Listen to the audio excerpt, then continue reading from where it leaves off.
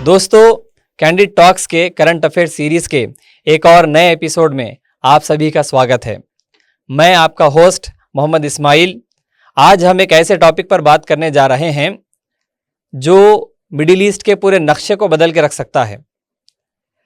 Greater Israel ये एक ऐसा टॉपिक है जो आमतौर पे मजहबी टॉपिक तस्वुर किया जाता है।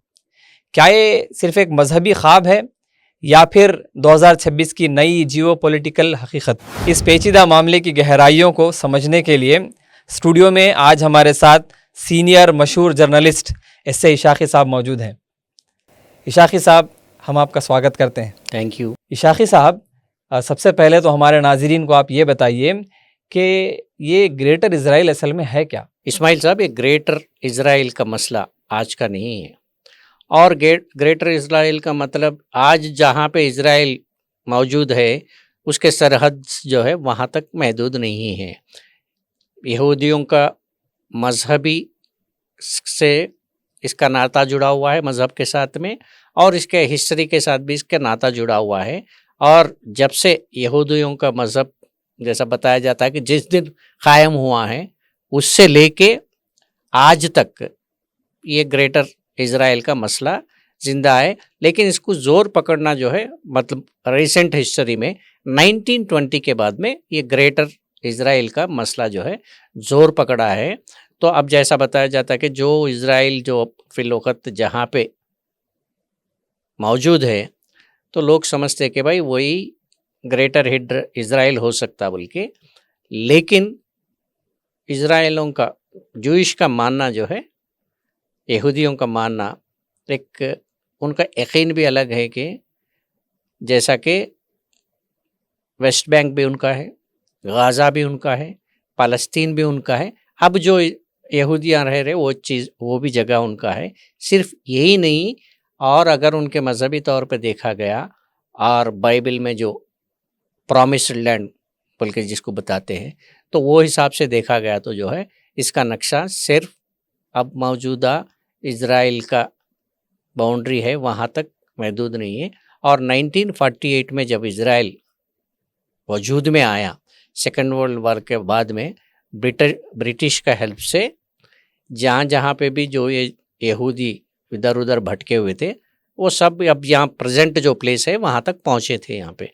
उसके बाद में जब ये लोग डिक्लेयर कर लिए इजराइल एक इंडिपेंडेंट मुल्क है बल्कि, तो उस दिन भी ये लोग अपने बाउंड्रीज फिक्स नहीं करें, तो उसको बाउंड्रीज आज तक नहीं है। लेकिन उनका ग्रेटर इजराइल का जो वो लोग का जो नक्शा रिलीज़ करते हैं उसमें इसका हुदूद बहुत बड़ा है। उसमें कई मुमालिक, गल्फ़ के कई मुमालिक उस जो वो नक्शे के दायरे में आते हैं। ये है, तो इसके लिए वो अपन आइंदा अपना डिस्कशन में जो है और आगे बढ़ते हुए इसकी तफसीलात और जानेंगे। तो अब प्रेजेंट हालत में जो है लोगों के दिल में ये रहना है कि ग्रेटर इजराइल का मतलब ये जो प्रेजेंट जो जहाँ पे यहूदी है और फ़लस्तीन और गाज़ा वेस्ट बैंक तक ये महदूद नहीं है, और इसका नक्शा और इसका दायरा जो है बहुत बड़ा है, उनके कहना है ये। और उसी यकीन को लेके वो लोग जो है अपना पूरा मंसूबा बना के अब मिडिल ईस्ट में जो कुछ भी अनरेस्ट क्रिएट हुआ है उसका जड़ जो है ये ख्वाब को हासिल करना है। इस आइडियोलॉजी की शुरुआत कब हुई? क्या ये कोई नया एजेंडा है? एक्चुअली नया एजेंडा कुछ बिल्कुल भी नहीं है। इसके आइडियोलॉजी में जैसा बताया कि भाई बाइबल के ज़माने से ये मतलब ग्रेटर इजराइल का इशू है बोल के यहूदियों का कहना है। लेकिन इसको जब मैं जैसा ये इशू कब जोर पकड़ा 1920 में जीव जबोंस्की नाम के एक रिवोल्यूशनरी जियोनिस्ट बोलते हैं उनको, तो वो लोग जो है इसको ज़्यादा फोकस करके यहूदियों का सपना है कि ग्रेटर इजराइल को हासिल करके रहना है बोल के। तो इसके बाद में इनके वो हिसाब से देखा गया तो दरियाए नील से लेकर दरियाए यूफ्रेटिस तक ये दोनों दरियाओं के बीच में जो सरहद लैंड जो भी लैंड बिछा हुआ है इसमें से कई मेजॉरिटी हिस्सा जो है ग्रेटर इजराइल के नक्शे में ये लोग बताते रहते हैं, जिसमें जो है जॉर्डन है, वेस्ट बैंक, गाज़ा, पालस्तीन और लेबनान और सीरिया में चंद पार्ट और इराक का थोड़ा सा पार्ट और नॉर्दर्न सऊदी अरेबिया के पार्ट्स, ये पूरा मिला के जो है, और इजिप्ट में थोड़ा सा हिस्सा, ये सब मिला के नक्शा बना के ये लोग बता रहे हैं कि भाई ग्रेटर इजराइल ये है, हम ये ख्वाब जो है हासिल करके रखेंगे।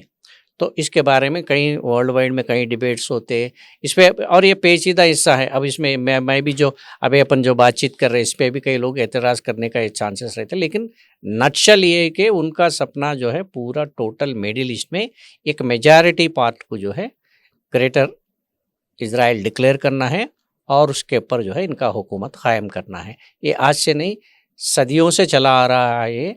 जैसा कि अब उसको आज के नस्ल को अगर इमीडिएटली हिस्ट्री में गए तो 1920 से जो है इसका जो है आपको इसको वजूद मिलेगा। और उससे पहले भी जो रिलीजियस बुक्स हैं, रिलीजियस बुक्स में भी जो है कहीं कहीं उनके रिलीजियस बुक्स बोले तो मैं जैसा बता रहा है कि भाई बाइबल वगैरह तो में ये लोग ये करते कि भाई जेनेसिस जो ओल्ड टेस्टमेंट बताते हैं ना, उसमें जो है promised land, God's promised land का जो जिक्र है उस पर बताया जाता है। उसके बाद में मतलब रिलीजियस जो लिटरेचर है, नॉट एट ऑल बुक्स, वो लिटरेचर के बुक्स में जो है ये ग्रेटर इजराइल के बारे में आपको कहीं कहीं वजूहात और उसका डिस्कशन, उसका जिक्र मिलता है आपको। इशाक़ी साहब, फरवरी 2026 में इजराइल ने ज़मीन की ख़रीद व फ़रोख्त के लिए कुछ नए लॉस बनाए, क़ानून।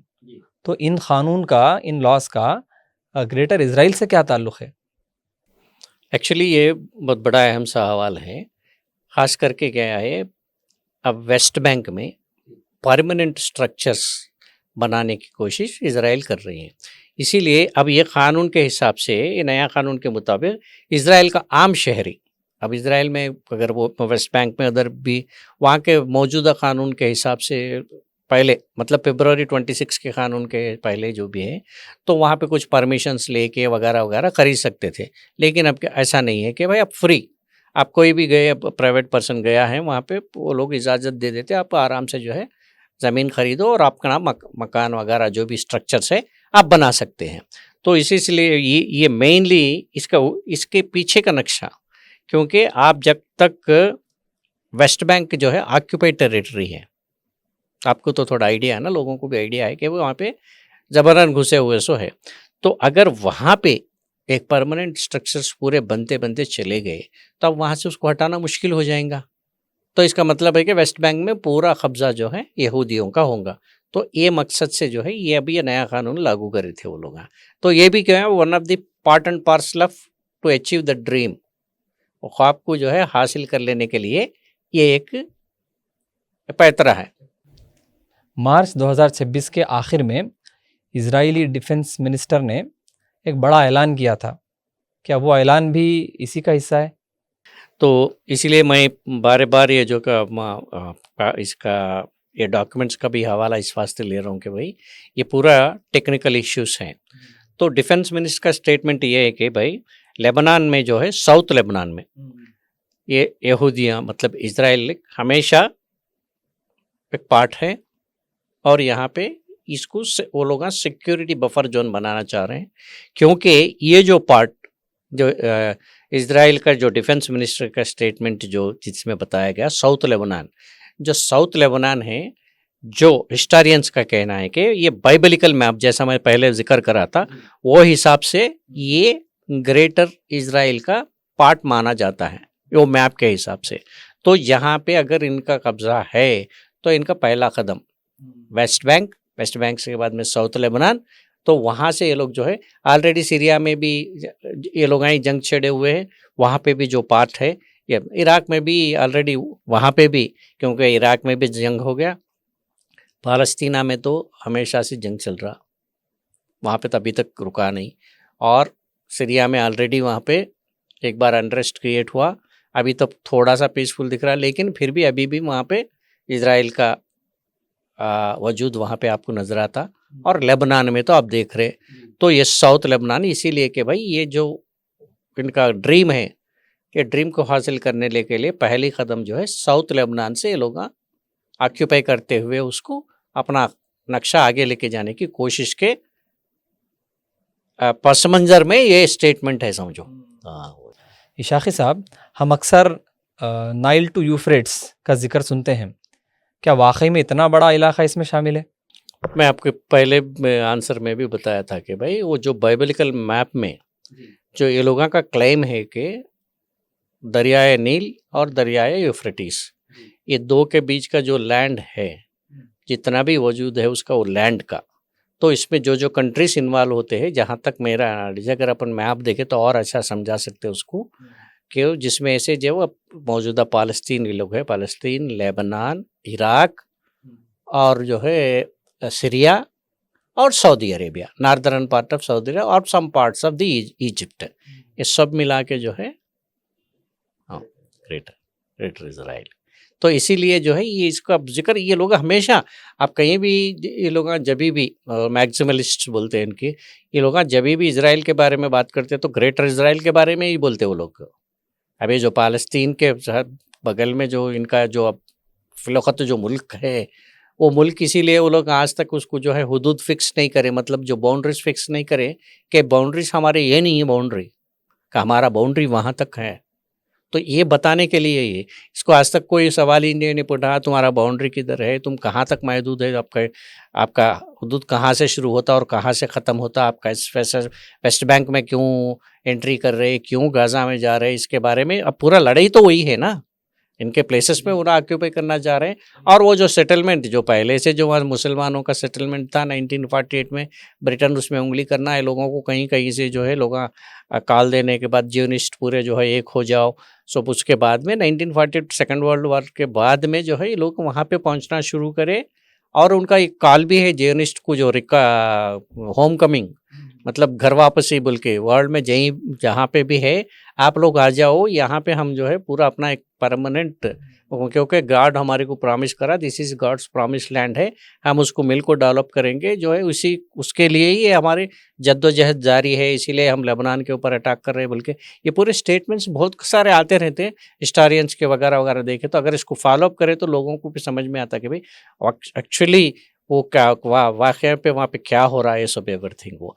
तो एक्चुअली ये जिक्र जो है वो प्रॉमिस्ड लैंड का जिक्र में ये लोग, और इसमें बाइबलिकल में रियली मैप है या नहीं है उसके बारे में थोड़ा हिस्टोरियंस बता सकते हैं, लेकिन जहाँ जहाँ तक मैं पढ़ते रहते हम लोग वो हिस्ट्री में थोड़ा बहुत देखना और करंट अफेयर्स पे, और कभी कोई आर्टिकल में जिक्र हो गया तो बताया जाता है कि ये पूरे लोगों को मिला के दिए। इसीलिए अब किंग अब्दुल्ला का भी, जॉर्डान का किंग है, किंग अब्दुल्ला का भी स्टेटमेंट है कि भाई ये इजरायली का ज़्यादती को जो है कम करो, वो लोग जो है ना अननेसरली ये ग्रेटर इजराइल का लेके हमारे को जो है मसला पैदा कर रहे बोल के, मतलब वो एंगल में एग्जैक्ट वर्ड्स ये नहीं हो सकते, वर्ड्स अलग है, मगर मकसद तो ये, उसका सेंस तो यही है कि भाई ये लोग ग्रेटर इजराइल की तरफ जो है लोग आगे बढ़ रहे बोल के हो।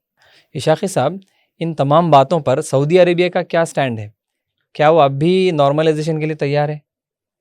ये नॉर्मलाइजेशन का बात तो नहीं, वो उसके बारे में अपन उतना क्लियर से अपने, सऊदी अरेबिया फर्स्ट जो है ये बताया कि भाई हम नॉर्मलाइजेशन तब तक नहीं होगी जब तक जो है ये ग्रेटर इजराइल के मसले पर जो है एक ठोस नतीजे तक नहीं पहुंच सकते। और जैसा कि ये आपने कौन फाइनेंस मिनिस्टर का ये लोग जो भी जो स्टेटमेंट्स दे रहे, तो ये लोग पूरे जो है अगर इसके बारे में ग्रेटर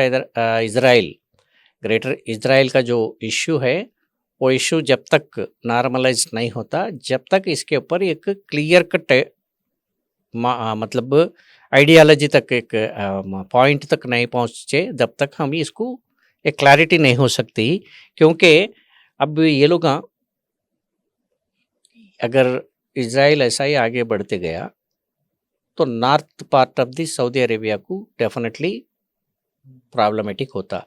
अगर वहाँ तक ऑक्यूपाई कर लेने की अगर पोजीशन आ गई तो अब सऊदी किंगडम का क्या विखार रहेगा वर्ल्ड वाइड में। तो अब वो लोग तो डायरेक्टली नहीं बता सकते, मगर लोगों के जहन में है कि भाई बिकॉज जो मुक़द्दस जगहों के जो है कस्टोडियन हैं मुसलमानों के, वर्ल्ड वाइड में जितने भी मुसलमान हैं उनके जो मुक़द्दस मकाम हैं, जो मक्का हो मदीना हो, उनका कस्टोडियन कौन है? ये है।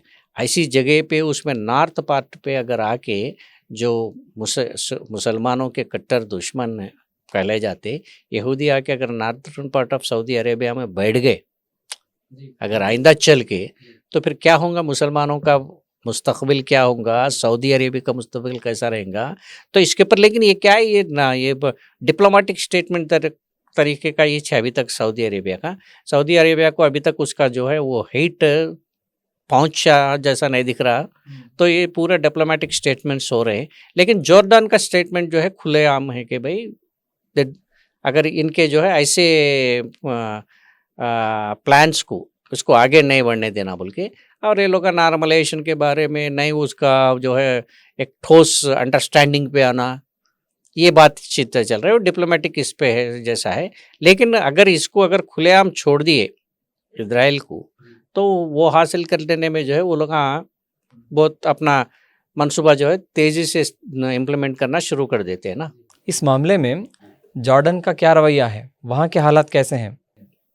वही भाई जब से पहले से जॉर्डन का जिक्र इस वास्ते कर रहा हूँ कि ये सेटलमेंट्स को शिफ्ट करने का, तो वेस्ट बैंक से तकरीबन 30, 35 या 34 सेटलमेंट्स को जो है इजराइल निकाल के लेके जाके पार्ट्स ऑफ द जॉर्डन में वहाँ पे सेटलमेंट्स फिक्स कर दिया। सेटलमेंट का मतलब है कि भाई बस्तियों को उठा के वहाँ पे लेके जाके सेटलमेंट कर देना।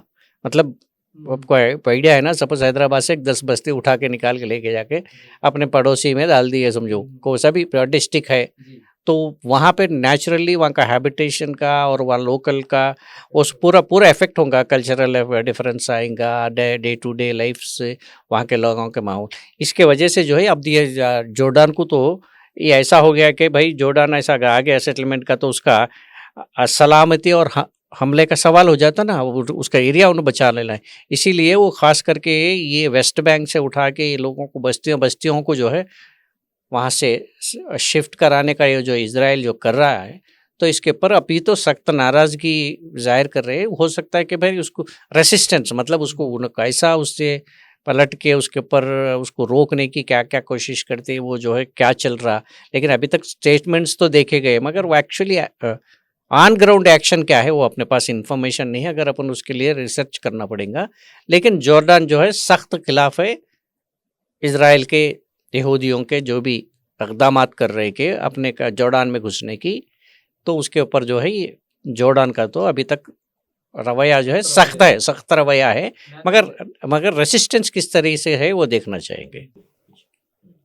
जो पुराने इत्तेहादी हैं एलाइज यूएई और मोरक्को, हाँ, उनका क्या हाल है?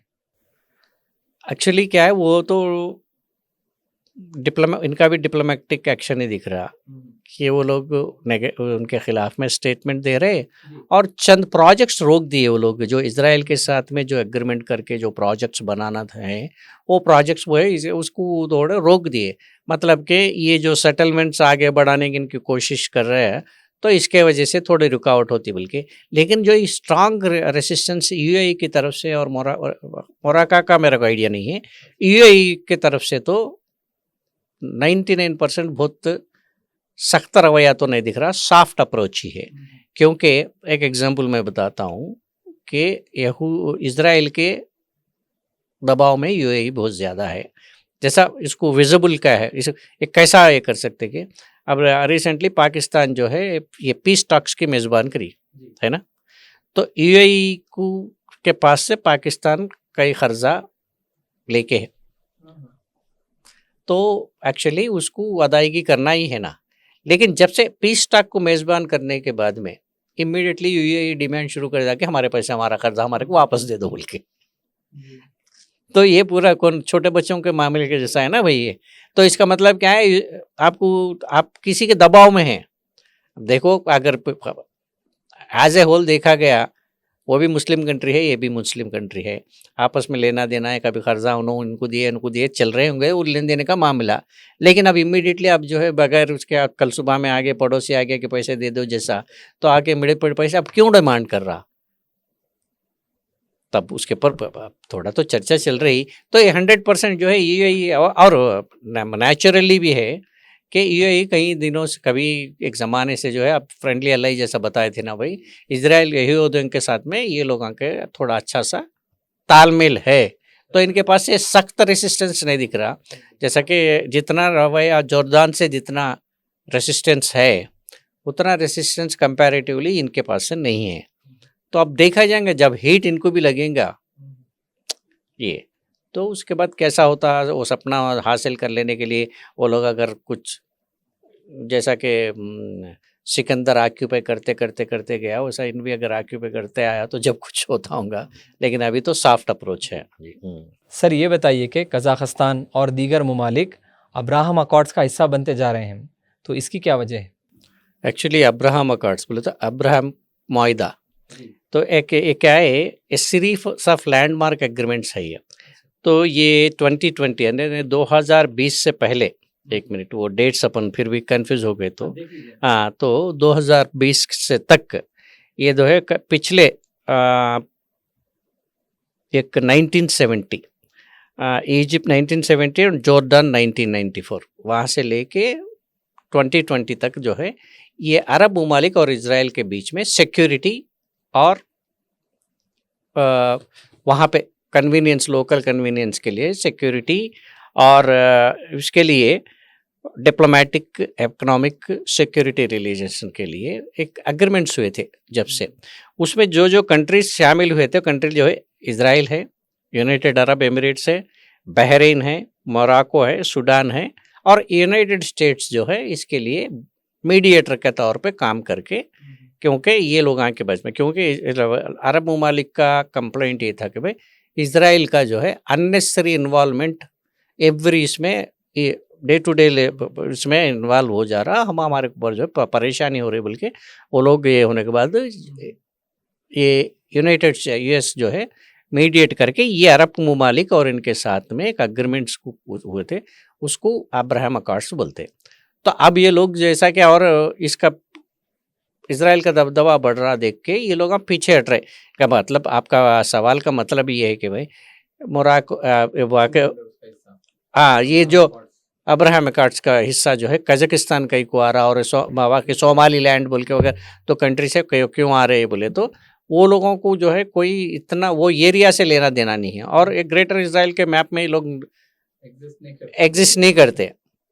तो इनको जो है उसको इकोनॉमिक और सिक्योरिटी रिलेशन जो है खास करके प्रोजेक्ट्स वगैरह टेकअप करना है, तो ये लोग इजराइल से नाता बढ़ा रहे ये, मगर इन तो अपने ज़मीन में घुसने की कोशिश कर रहा ना, तो ये लोग दूर हट रहे, टेक्निकली वो है। इस पूरे सिनेरियो में ईरान का क्या रोल है? क्या ईरान सबसे बड़ा पत्थर है इस रास्ते में? 100% असल पूरा जितना भी अब मिडिल ईस्ट में जो आग लगी हुई है उसका मेन रीज़न जो है ईरान, मतलब ईरान के वजह से आग नहीं लगी, ईरान के रेसिस्टेंस के वजह से आग लगी हुई है, आग लगने वाले है इजराइल। तो इसको 1979 से इजराइल और ईरान रिलेशंस 1979 मतलब इस्लामिक रिवॉल्यूशन जो आयतुल्लाह रूहुल्लाह ख़ुमैनी से पहले का ईरान अलग था, उसके बाद ईरान अलग हुआ, ये तो सब लोगों को मालूम है। 1979 के पहले रजा शाह पहलवी के ज़माने में इजराइल, अमेरिका और ईरान तीनों भाई भाई थे, गोद में एक दूसरे गोद में बैठे हुए थे, और न्यूक्लियर वेपन्स का डेवलपमेंट के यहाँ के साइंटिस्ट जो है इजराइल जाना और अमेरिका जो है टेक्नोलॉजी सप्लाई करना, ये पूरा हो रहा था। मगर 1979 में रेवोल्यूशन के बाद में आयतुल्लाह रूहुल्लाह ख़ुमैनी एंट्री के बाद में क्या हुआ था, he openly declared that the Israel is the enemy of the Islam बोल के डिक्लेयर कर दिया। तो वहाँ से ये जंग शुरू हो गई इनके बीच में। तो बीच में ठहर के जो है 1980 में इराक और ईरान के बीच में वार चला 8 साल। उसके पीछे किसका हाथ था? यहूदियों के हाथ थी। वो तो वर्ल्ड अमेरिका वगैरह पूरे सारे ममालिक जो है इराक को सपोर्ट करे थे, मगर सिंगल हैंडेडली ईरान उसके ऊपर लड़ा था। तो फिर भी जो है जीत ईरान की हासिल हुई थी। तो वो एक हार्ड बर्निंग एस्पेक्ट है इजराइल का। और जितना भी है, और साथ में इजराइल जो रिंग ऑफ फायर जो डेवलप करा था, मतलब लेबनान में कौन है? हिजबुल्लाह है, यमन में हौतीस है, पालस्तीन में कौन है? हमास है। ये पूरे प्रॉक्सीज ऑफ ईरान, मतलब ईरान के पूरे रेजिस्टेंस फोर्सेस है, प्रॉक्सीज है, रेजिस्टेंस फोर्सेस है, इनका पूरा दारोमदार। और सीरिया में हिजबुल्लाह सीरिया में भी है, लेबनान में भी है ना। तो ये पूरा जो है ईरान के, अगर ये रेसिस्टेंस नहीं रहा अभी तक, मैं समझता हूँ कि 50-60% तो इज़राइल अपने मकसद में कामयाब हो सकता था। लेकिन अब ये जो है ईरान है, अब ईरान को एलिमिनेट करना है फर्स्ट ऑफ ऑल। तो ईरान को एलिमिनेट करने की ये जो न्यूक्लियर का ये सब ये वो एक वन ऑफ द रीजंस है। लेकिन वो रीजंस किस वास्ते हैं? तो मेनली ईरान को पिक्चर से हटाना है। तो यहाँ पे अब इस्लामाबाद में, अब इसमें थोड़ा अपन तफसील से बात करेंगे इसके बारे में। अभी इस्लाम पीस टॉक्स हुए थे, पीस टॉक्स फेल हो जाने का मेन रीज़न क्या बता रहे कि भाई न्यूक्लियर वेपन के बारे में कोई मायदा नहीं हुआ, और हार्मुज जो है का ओपन रास्ता आसान करने में, उसको जो है फ्री करने में, ये ओपन करने में ईरान नहीं माना, ऐसा जो अमेरिका बता रही थी ना। तो यहाँ पे 3-4 पॉइंट्स अपन डिस्कस कर सकते हैं। एक के भाई JD वांस है, अमेरिकन वाइस प्रेसिडेंट, जो लीड करा था ये पीस टॉक्स को। पीस टॉक्स के दौरान 21 घंटे के पीस टॉक्स के दौरान 12 बार जो है ट्रंप के साथ डायरेक्ट बातचीत हुई थी। तो उसके साथ साथ में किसकी बातचीत हुई थी? नेतन्याहू से भी जो है JD वांस से बातचीत हुई थी। तो इसका मतलब ये है कि भाई इज़राइल के इजाज़त के बगैर अमेरिका कोई क़दम उठाने की पोजीशन पे नहीं है। तो ये हासिल करने के वास्ते पैतरा किसको इस्तेमाल कर रहा है? इज़राइल अमेरिका को यूज़ कर रहा है। और न्यूक्लियर पावर के बारे में पहला अग्रीमेंट के पहला डिमांड का था अमेरिका का, US का हो, इज़राइल का हो, कि भाई न्यूक्लियर वेपन नहीं बनाने के ऊपर पाबंदी लगा देना ईरान के ऊपर बोल के। तो ईरान के ऊपर, ईरान न्यूक्लियर वेपन नहीं बनाता हूँ बोल के जो डिक्लेयर कब हुआ था? अली ख़ामेनी जो 28 को जिन्होंने शहीद हो गए थे, उन्होंने जब तहायात थे वही टाइम पे फतवा भी इशू कर दिए कि भाई ये इंसानियत के ख़िलाफ़ है, हम वेपन नहीं बनाएंगे, सिर्फ हम यूरेनियम जो है एनरिचमेंट हमारे लोकल सिविल यूजेस के वास्ते, मतलब पावर के लिए, न्यूक्लियर से पावर बनता है, सब लोगों को मालूम, न्यूक्लियर पावर के लिए, और दिगर और जो मेडिकल में जिसमें भी जो भी इस्तेमाल कर सकते हैं उसके लिए हम न्यूक्लियर जो है यूरेनियम का एनरिचमेंट करते हैं बोल के वो लगा। लेकिन अब कल टॉक्स में क्या करें, आप पूरा जितने भी एनरिचमेंट यूरेनियम के स्टॉक्स है आप हमारे को दे दो। ये तो पहले शराइत में नहीं था। तो क्योंकि अगर इसका ये एक वेरी क्रूशियल पॉइंट है, अगर यूरेनियम एनरिचमेंट कर रहे थे हम हमारे सिविल यूज़ के वास्ते, हम वेपन नहीं बनाएंगे, ये तो फतवा दे के डिक्लेयर ही कर दिए। लेकिन आज ये कर रहे हैं कि भाई आप यूरेनियम टोटल हमारे को हैंड ओवर कर दो। तो इसका मतलब ये है कि भाई आपको निहत्ता बना दो। तो आपके पास अगर यूरेनियम ले लिए तो ईरान कहीं का नहीं रहता, तो आसान किसको हो जाएगा? इज़राइल। तो आपको, और अगर मान भी ली अगर ये शर्त, तो अब ईरानियम ढूंढने के लिए यूएनओ से फोर्सेस भेजेंगे, वो IAEA का इंटरनेशनल एटॉमिक एग्जामिनेशन का जो टीम्स है वो बॉडीज़ जाएंगे, तो हमेशा उनके ऊपर एक दबाव रखेंगे, जिल्लत की ज़िंदगी गुजारने की हालत ईरान को बना देंगे। अभी इससे जिल्लत की ज़िंदगी की मौत बेहतर है के लेवल पे वो लोगों को लेके आने का मंशा किसका है? इज़राइल का है। और उसको जो इम्प्लीमेंट करने वाला कौन है? अमेरिका है। तो उसके इज़राइल का मेन मकसद क्या है? ग्रेटर इज़राइल बनाना है। तो उसमें मेन हर्डल कौन है? रास्ते का बड़ा पत्थर ईरान। तो ईरान को कुचलने के वास्ते ये पूरा ये नक्शा इसको थोड़ा नाजुक से समझना है। मेरा जितना तक मेरा ये है कि यही फाइनल है, बल्कि मेरा कोई जजमेंट नहीं, जो मैं पढ़ा उसके हिसाब से मेरे को मालूम है कि ये हिसाब से कि अंदाज़ा लगा सकते कि भाई क्यों आपसे ईरान से आपको किस तरीके से खुन्नस है। क्योंकि ईरान पहले से खुद अपनी सॉवरेनिटी को बरकरार रखने के लिए वो लोग कोई चीज़ पे जो है किसी के ऊपर, देखो आप जब से 1979 से जो सैंक्शंस लगाए हुए, उसके बावजूद भी जो है, अब हिस्टोरिकल पॉइंट ऑफ व्यू में देखा गया तो रशिया जो पहला दुश्मन था ईरान का, बाद में उनके साथ में दोस्ती हुई। चाइना जो है ईरान के डेवलपमेंट में, इंफ्रास्ट्रक्चर डेवलपमेंट में सब कुछ जो है चाइना का हेल्प मिला। तो अब ईरान, रशिया और चाइना ये तीन एक पावर के जैसा हो गए। तो अब ये भी एक चीज़ है कि भाई, तो अगर इसीलिए है ना, अब आप टर्की का स्टेटमेंट रहने दो और आपका चेचन्या का स्टेटमेंट रहने दो, ये सब कहीं को आ रहे लोग, सब ये फोर्सेस, मुस्लिम फोर्सेस, तो डेफिनेटली उसके पीछे का राज ये लोगों को मालूम है, लेकिन अब जो है ये फोर फ्रंट में आके इम्प्लीमेंटेशन के लाइन पे लग रहा बोल के लोग जो भी मुस्लिम ममालिक में, खास करके अरब कंट्रीज में नहीं है, अरब कंट्रीज को अभी हीट नहीं लगी, और हीट लगने के बाद में जो है, जबकि ये हीट पहचान सके दूर में ऐसे चचनिया भी पहचान सक रही, टर्की भी जो है उसका महसूस कर सक रहा, मगर अरब कंट्रीज ममालिक जो है वो महसूस करने में जो है ताखिर किस वास्ते कर रहे वो देखना है। इस पूरे मामले में अमेरिका का क्या फायदा है? वो क्यों इस हद तक इजराइल की हिमायत कर रहा है? पहले तो अपन ये ईरान का जो क्यों रास्ते का पत्थर बना उसमें भी मैं आपको थोड़ा अमेरिका साथ दे रहा, सो अपन जिक्र हुआ था। मेन पॉइंट है अमेरिका को क्या होना है, अमेरिका को ऑयल होना है। अमेरिका को लैंड के वगैरह से कोई मतलब नहीं है। तो अमेरिका जो है पहले से अरब ममालिक में वहाँ पे अपना जगह बनाया हुआ है, सिक्योरिटी के नाम पे रहने, तो वो लोगों को सिक्योरिटी प्रोवाइड करने के नाम पे वहाँ पे पूरे अपने मिलिट्री एस्टाब्लिशमेंट्स पूरे कर लिया। बहरीन में है, कुवैत में है, सऊदी अरेबिया में है, क़तार में है, जितने भी ममालिक आज जो गल्फ़, पर्शियन गल्फ़ के अंदर जो भी है, एक गल्फ़ के खित्ते में पूरे जगह जो है अमेरिका अपना जगह बनाया हुआ है। अमेरिका मेन मकसद है कि भाई ऑयल है।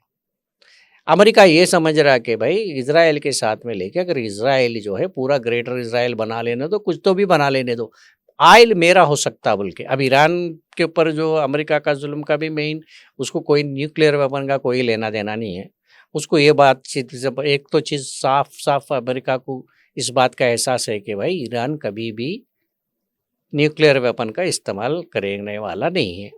एक पॉइंट है, क्यों करने वाला नहीं है कि इमीडिएटली उसको अरब ममालिक से कोई इमीडिएटली आके ख़तरा नहीं है, उसको ख़तरा है सिर्फ इजराइल को लेके। अगर करेंगे तो भी इजराइल पे करेंगे, मगर अमेरिका के ऊपर उसको ईरान को आने का कोई इमीडिएट थ्रेट नहीं है, कुछ नहीं है।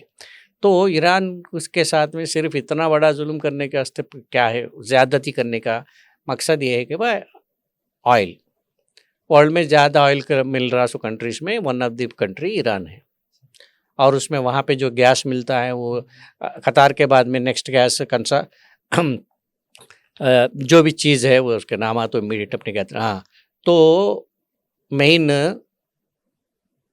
ईरान में स्टेट ऑफ हार्मेस तो रास्ता है आपको।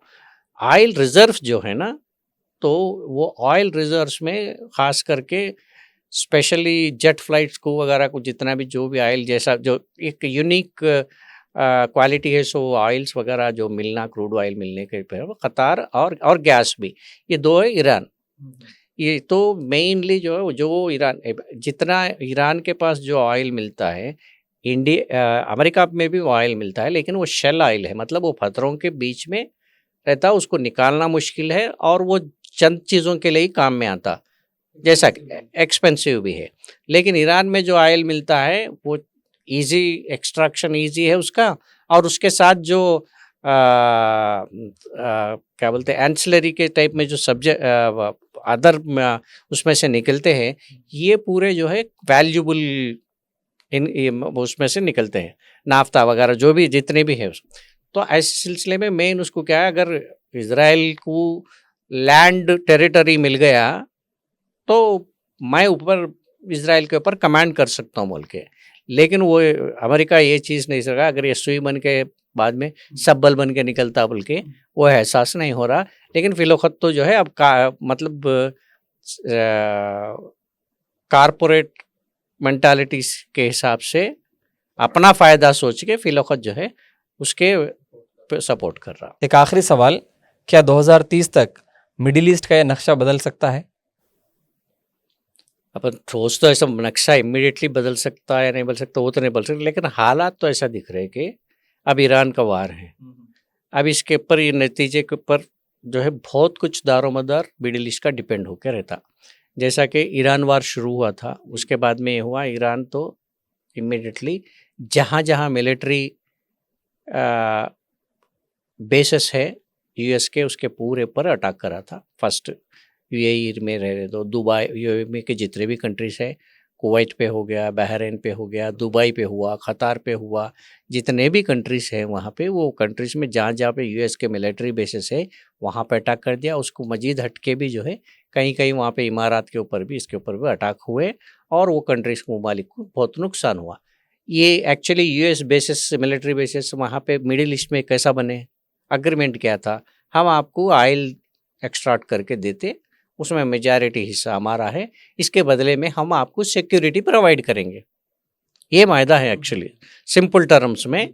पूरे जितने भी गल्फ ममालिक है, मतलब एक्सेप्ट ईरान को छोड़ के बाकी के भी जितने भी मेजर जहाँ जहाँ पे भी ऑयल एक्सट्रैक्शन हो रहा, इसमें मेजर जो है वर्ल्ड वार के बाद में 1948 में और सेकेंड वर्ल्ड वार के बाद में जो मायदा हुआ था, अब उससे पहले ब्रिटिश वाले करते थे, तो उसके बाद में अब जो है अमेरिका वहाँ पे जाके अपना जगह बनाई। तो ईरान वार के टाइम पे क्या हुआ, अभी मौजूदा वार में वो अटैक कर दिए। ये लोग पूरा अमेरिका की तरफ हाथ उठा के हमारे को मदद करो बोले, अमेरिका क्या करा, हाथ उठा दिया, खाली हाथ बता दिया, हो गया। तो मतलब उनको जो रिक्वायर्ड सिक्योरिटी है वो प्रोवाइड नहीं कर सका।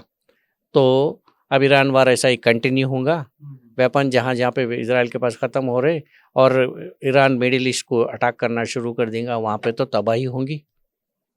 तो नक्शा बदलेगा पहले के हिसाब से देखा गया तो, वो इमारतें नहीं होंगी, वो हिसाब से पहले हुदूद का नहीं छोड़ दो, मैं सरहदें छोड़ देंगे पहले, तो वहाँ का जो है वो नक्शा तो बदल जाएगा। एक पहली पॉइंट है। और सेकंड पॉइंट ये है कि भाई अगर हो सकता है कि भाई ईरान के ऊपर अगर कुछ बहुत ज़्यादा प्रेशर हो गया, ईरान भी हाथ उठा लिया और जो है अपने आप तक कोई मायदा हो गया और इजराइल का सुपर पावर हो गया, मतलब उसका अपर हैंड हो गया, तो डेफिनेटली ऑलरेडी अब लेबनान, बेरूट वगैरह तो तबाही हो गए। लेबनान में कई हिस्से जो है मिट्टी में मिल गए। अब जब सीरिया के वार के टाइम पे भी सीरिया में कहीं, अब वो लोग फिर भी रिकन्स्ट्रक्शन में शुरू करके इधर उधर जा रहे। तो अगर ये हो गया, लेबनान में साउथ लेबनान को पूरी तरह आखिर कर लिया, वेस्ट बैंक को पूरी तरह अपने कब्जा में ला लिया, जॉर्डन में अगर चले गया, तो जब सरहद का नक्शा भी जो है ये आने वाले 5-10 साल में जो है चेंज होने का चक्कर रहता। लेकिन फिलौकत जो है इमीडिएटली, लेकिन इजराइल के हरकतों को अगर रोकने में सब गल्फ ममालिक एक रास्ते पे नहीं आए तो डेफिनेटली नक्शा बदल सकता है। वो सरहदों का नक्शा हो या सूरत के हिसाब से नक्शा हो, डेफिनेटली चेंज होगा। तो नाज़रीन, आज की इस गुफ्तगू से ये बात क्लियर है कि वेस्ट बैंक के नए क़वानीन और लेबनान में फ़ौज की मौजूदगी ये कोई इत्तेफाकी तौर पे नहीं है, बल्कि एक बड़े मंसूबे का हिस्सा है। एक तरफ अरब ममालिक परेशान हैं तो दूसरी तरफ नए इत्तेहादी जुड़ रहे हैं और मिडिल ईस्ट में अनरेस्ट है। दोस्तों, आज के लिए बस इतना ही। आप सबसे फिर मुलाकात होगी किसी अगले वीडियो में। शुक्रिया।